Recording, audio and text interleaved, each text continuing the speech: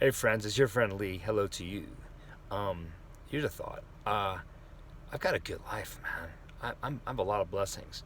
Some challenges, of course, but a lot of blessings. And even the challenges, the part of the game, it's all the wave, right? So, like, we're mountain bikers, a lot of us. So, we love to jump and fly through the air, but the power and the propulsion comes from the trough. It's all a wave, right?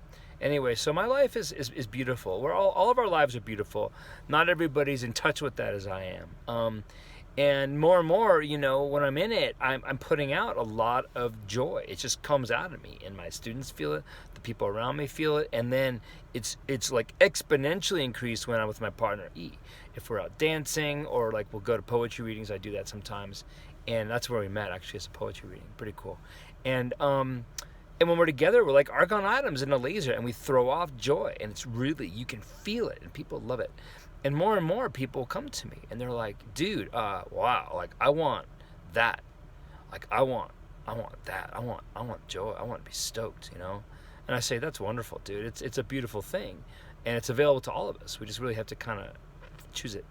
So I always ask them, I go, all right, man, so on a scale of 1 to 10, how much joy do you want? And without exception, they all go, 10, bro, 10. And I go, okay, all right, good. That's the right amount. Well, here's how you do it. First of all, go suffer 10. Yep, go suffer 10. If you're lucky, you'll be reduced to ash, and then you'll rebuild. And if you're mindful and you rebuild yourself well, then you'll be ready for joy at the level of 10 after you suffered at 10. And without exception, man, they all just kind of go, ugh. And you see that it crosses their face. They're like, 4 is good enough.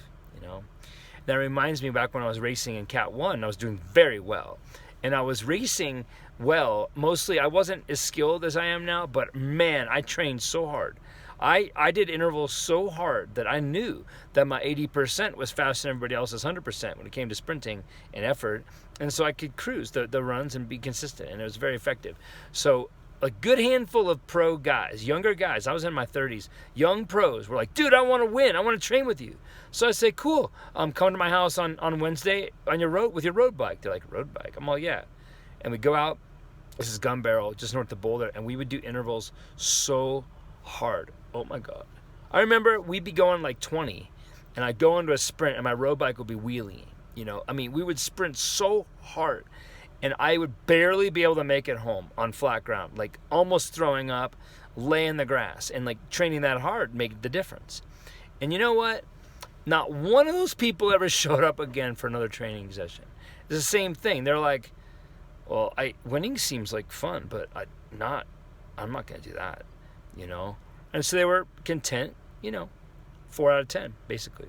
So the curiosity here is, right, like, what level of joy, by the way, from what I can see, joy is infinite. And I think there might be something interesting when you cross a certain threshold, you don't have to suffer as much. Once you learn, you can get more joy without the suffering. But I do believe the suffering for most people is part of the path.